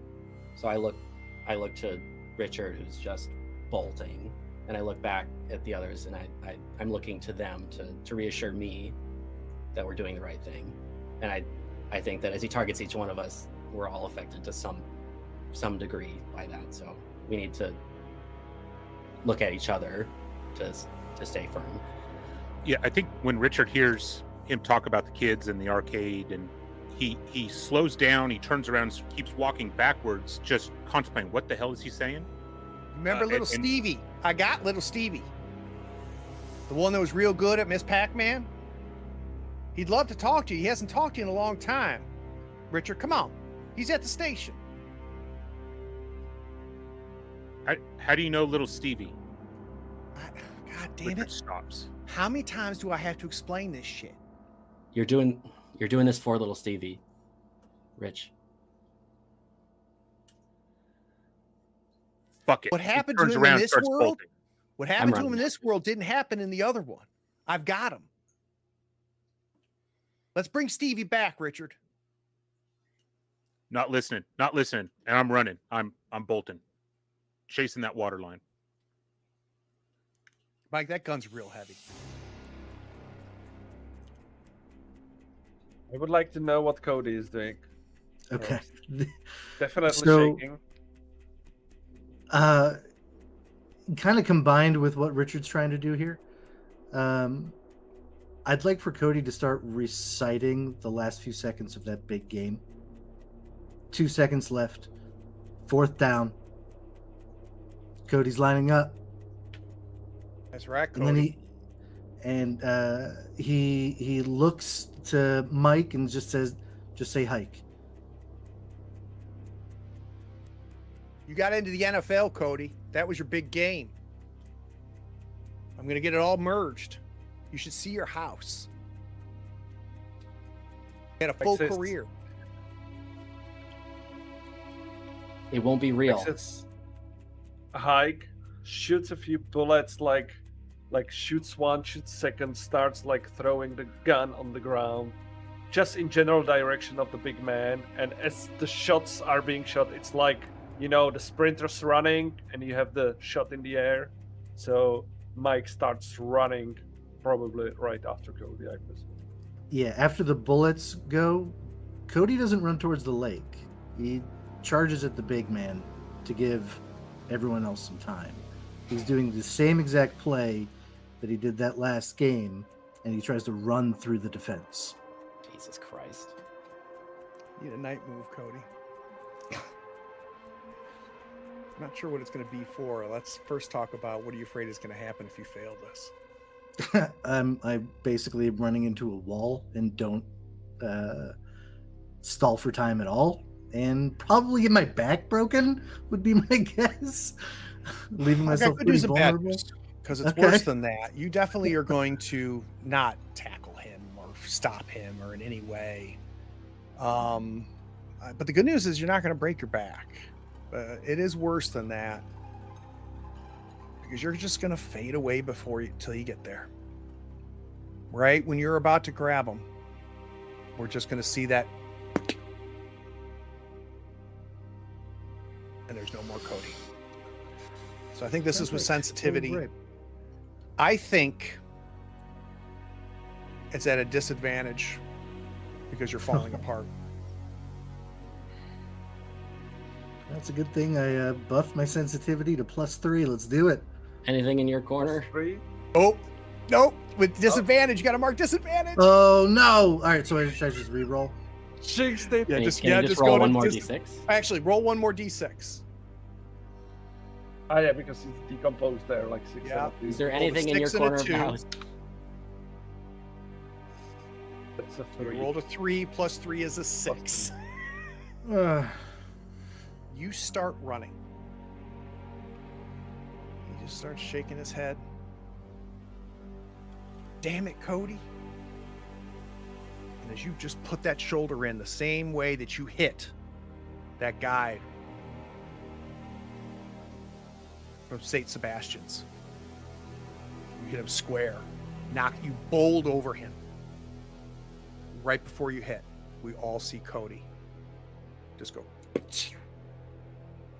I have a key to turn that I think is very appropriate for this Okay. moment. Don't tell me it's the fucking. It's a flashback to the moment when you realize childhood wasn't forever. All right.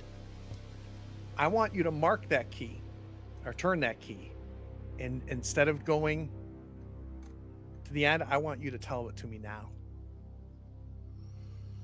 It's that same moment in the game. There's something about crossing that goal line where I realize this is the last time I'm ever doing it. You're thinking about that. That was one of the biggest moments in your life. And as you're running towards him, he does not look fazed. He's staring you down. And you realize, shit, this is even bigger half second right before you hit him, you see the fear on his face. And you knock and bowl him right over. You see the big man fall, and by the time he hits the stone, it's the emaciated version. You stop, Cody, you turn around. In your mind, you pass the goal line. You pass the 0-yard mark. You're out of breath, holding onto your knees, kind of leaning over, just looking at this 80-pound man laying on the ground. His clothes are like blankets on him right now. We cut to Richard running. And Richard, as you're running, as you're watching the lake go down, you see the top of a TV set. As you keep running and get closer to this TV set, as the lake starts dropping, it's on one of those old AV carts that they would use at school to take TVs from one classroom to another. The TV's on. And you just see a glitched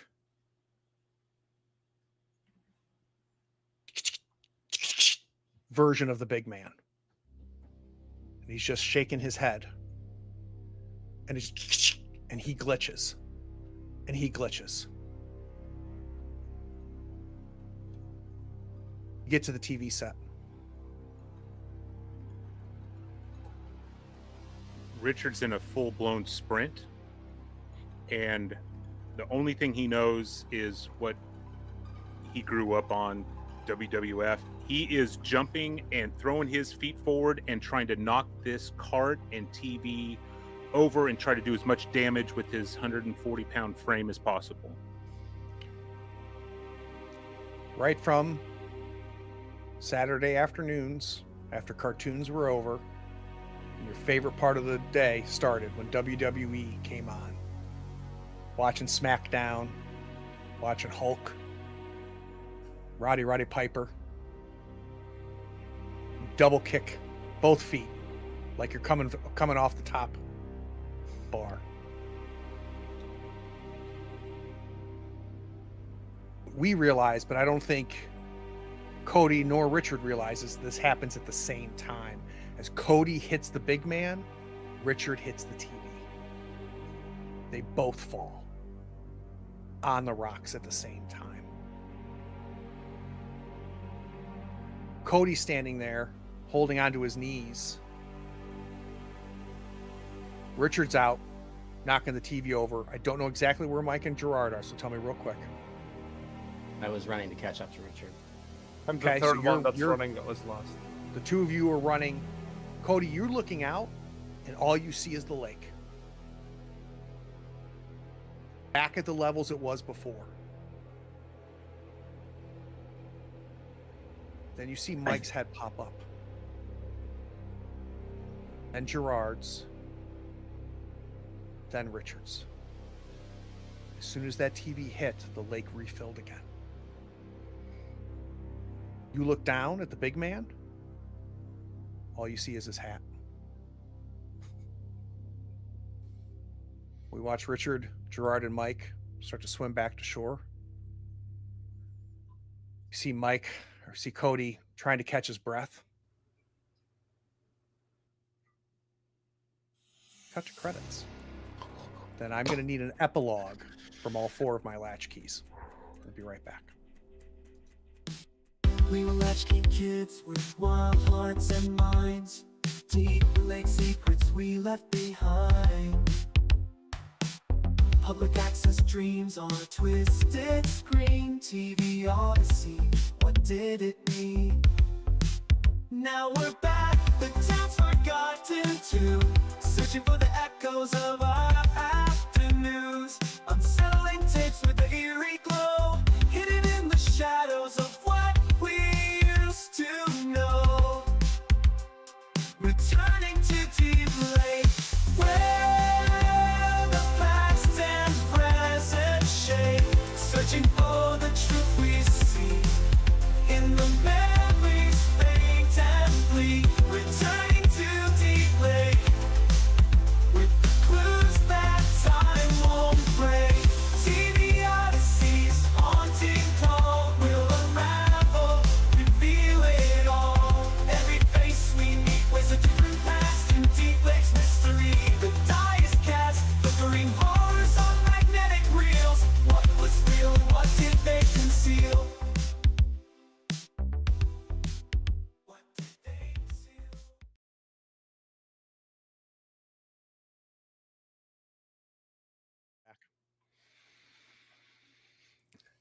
All right. Epilogue. The epilogue for each of these characters, you decide what it is. It can be right after we went to credits. It could be 10 years later. It could be 20, 30 years later, 6 months later. I don't care. But I need an epilogue from each of you. Who wants to go first? I've already got mine in mind, but I don't want to. Why don't you get us started? Okay, so this is time has passed. I'm no longer with the group. I'm in a haunted house. I'm doing what I was doing before Deep Lake, just exploring a haunted house, knowing that nothing can hurt me, like it's all for show. But I see an analog TV with static on it in the distance. And maybe I hear the public access music playing. Who's next? I had similar idea, but yeah, let's follow up. Mike, it's been some time, but not that long. It's maybe a few weeks, even. The web page of his blog is down, or maybe it's like left alone and forgotten there. Like, there's this like visitors count is stuck on the same number, which is saying like 301 or some number like that, which like most of them are from Mike himself. And he's focusing on different job. He's doing video shows, like short form, funny sketches, interesting maybe trivia, about the true crime stories, explaining to the audience. It's not very professional production, but it is what it is. It's probably on his home, in his kitchen, talking head to the audience, sometimes playing a funny skit. And he tries to make a living on these new video platforms that are on the internet because the blog didn't go off. I can go. It is the next day. And I walk into the hospital room. I haven't slept or showered, so I'm covered in like dried sand on my arms and legs. And the room has been turned over. Dad isn't there. It's been recently cleared out. So I'll just kind of stand next to the bed, taking that in. We did it, Dad. And then as I'm walking out, I see that the fucking TV that they have up in the corner, it's not on, but before I leave, I'm just going to go and just yank the cord out of the wall.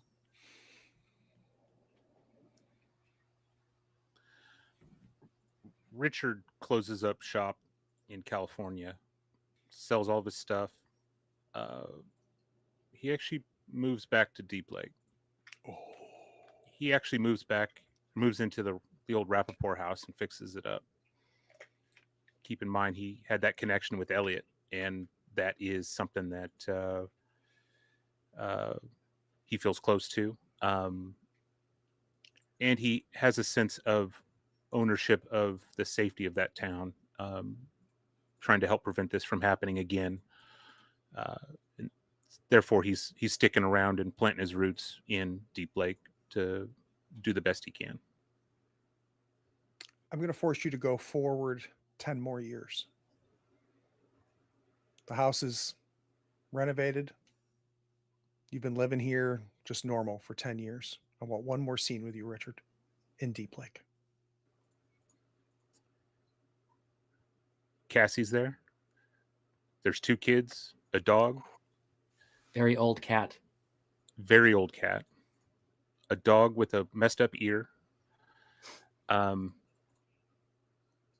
there's a motorhome out front with, oddly enough, Cassie's brother came out of left field, was alive, got his mind right, and is living in a camper trailer traveling the U.S. It is hooked up to the house. and he's doing better. That's cool. All right, we don't have stars and wishes necessarily. We're definitely going to have stars. I had no idea what was going to happen. I had a lot of fun putting these clues together. Watching you guys grab onto these clues and run with them was really, really fun. I didn't know what was happening, and I just watching it start to form was great. I think the biggest gift I got from you guys is you guys gave me all of like the imagery and the themes I needed to try to build a finale. And this is my first time finishing a Car from Brindlewood game, and it was really, really, really cool. Like really cool. I got chills several times. Who wants to go next? I got stars for everybody. First of all, Craig, huge props for running the game, and like I could tell when you came at us with Sheriff Hanscom in the beginning, like this is going to be intense. This session, this is up there with my favorite sessions of any game I've ever played. Wow, it was that good. Like I said in chat, my hands were literally shaking at several points. Yeah. Star for Kyle shouting "rewrite the script" into the sky. Yeah, I have it as well. I have What a huge turning well, point. that's a star in the first few seconds of the game. Yeah, what a huge play that paid off really big.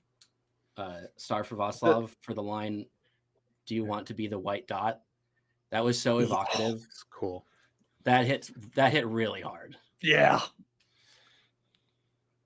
Star for Nick for like just bolting into the lake, and then the pause, and like, oh, but little Stevie, and like just having that like deep emotional moment of crisis, and then sticking back with it.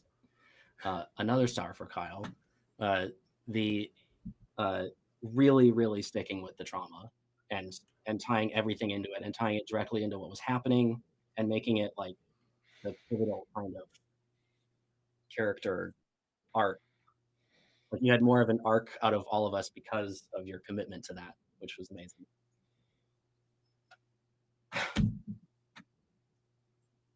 Yeah, I couldn't agree more, DZ, on everything you've said. The real standout moment for this one was especially Kyle, when you said, "Wait, no, this doesn't make sense yet. We got to dig deeper."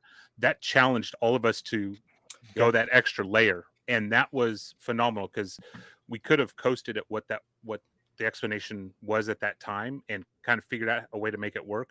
But challenging it was probably the best thing that could have happened right at that moment to really force us to dig deeper and look into all these clues even further and really flesh out a great story. And so much appreciated to that challenge to the group. That was awesome. Yeah. And the answer we got to was like, it filled in all of like the cracks. Right. And then Vaslav, you stick into your characters like, no, we got to get the hell out of here. I know you guys want to go over there, but no, my character does not want to go that way. I love sticking to that and forcing us to have those conversations, because the easy way is, okay, I'll go with it. But no, it was no. And then you were kind of forced in that manner. So I appreciated that a lot. Several moments like I have to double take on the rewrite the story. Not only it brought up a lot of ideas in that moment. So good. It gave me chills as fuck at that moment, like how Kyle delivered it, even like at that moment. But what I think that was the moment, or maybe it was a little bit before that, but right about that moment, we started like playing the characters and not thinking about the game that much. That was the feel I had from most of the session. And it started right about that moment, the interaction with the sheriff. And for me, it was like this moment would be like if I had to pick one. Like suddenly we started to plank into the fears, into the motivations of the characters, to these things. And I bet that nobody was thinking like what special ability latchkey move I can use at this moment. Like we are reacting to the situation and we are using the motivation of our characters to do. And I felt that it was I believe maybe somebody wrote it in the chat, even like we are started to acting like the characters more. And that was the great part of the thing. I had several moments where I get like misty-eyed when Gerard was calling his dad at the booth. Of course, the ending from Richard that was great. Although, like you said, like described 10 years later, and you had me when Richard started. I'm with Cassie. Of course, you are. Yeah, Makes sense. that was a great Yeah, play, yeah. Nick. I loved it. I loved it. I loved it. So I was love like, that you several of these stayed in moments. Blake. I was like, he better. So I and like that he's the one that didn't hint at things Yeah. going bad again. And he's the one in Deep Lake, right? That would have been an easy trap to, and I love that you didn't fall into it, Nick. It was a great choice. Season 2. So a couple things in the chat real quick. Coda's got a question. He addresses it to you, DZ, but I think I go to everybody. Why do we think there was tears coming from Hanscom's eyes? I think that his real world self was still semi there. Like he was a passenger in his own body, and he's like, you're making me do something I don't want to do. And the tears are the only thing that like he could get out because he had lost control. I like that. So Z Weasel says, I thought the Mothership AP was my favorite, but it just got kicked off its throne. Look at you kids. And then Z Weasel also says the endings were all great.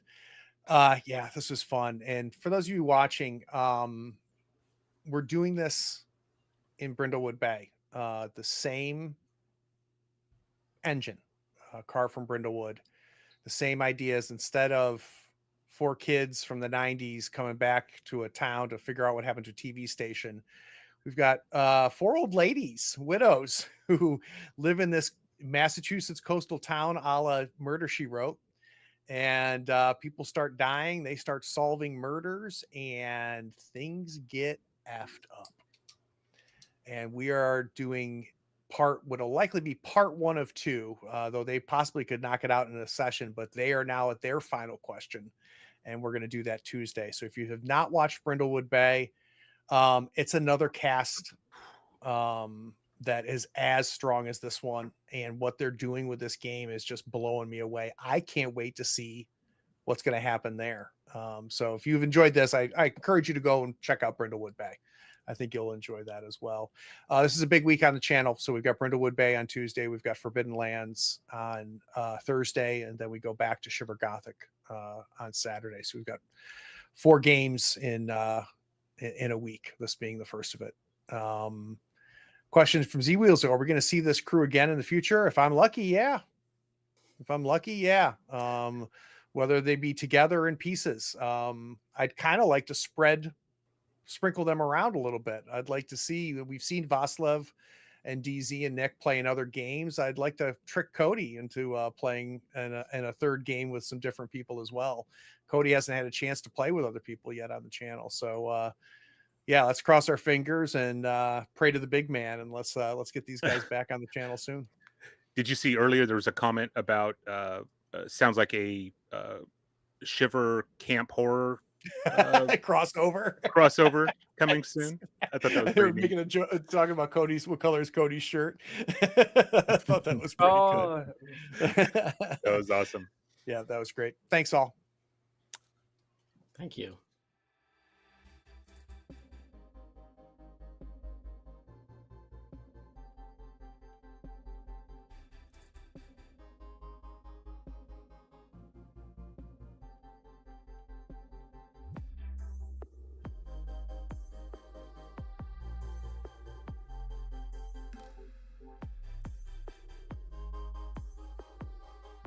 Howdy, friends. Thank you for watching. All our content is archived and organized in playlists on the Third Floor Wars YouTube channel. Check it out. And if you could like, follow, subscribe, and even set your notifications to this channel on YouTube and Twitch, we'd appreciate it, and it'll make sure that you catch all of our content. I talk with creators, designers, and experts across the gaming landscape in every episode of our podcast, Tabletop Talk. Open up your favorite podcatcher and search for Tabletop Talk from Third Floor Wars. Support your creators. They make the content you love, and it's your support that makes it happen.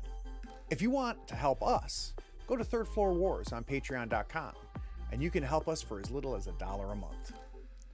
Thanks again. We'll see you next time. Take care.